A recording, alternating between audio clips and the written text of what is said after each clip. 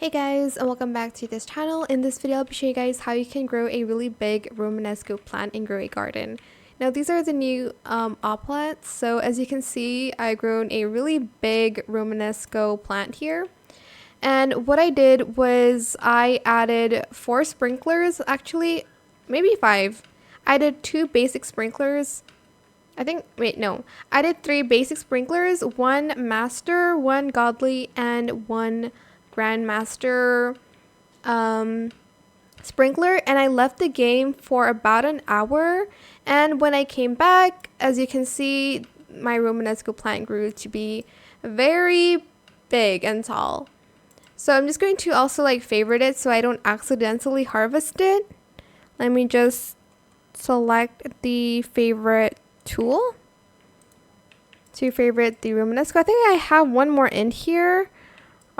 Or is this 2? Okay, that's 2.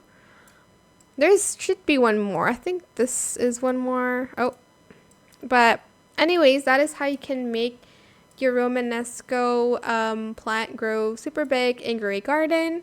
I hope this tutorial is helpful for you guys. Don't forget to like, comment, share, and also subscribe to this channel if you haven't done that already.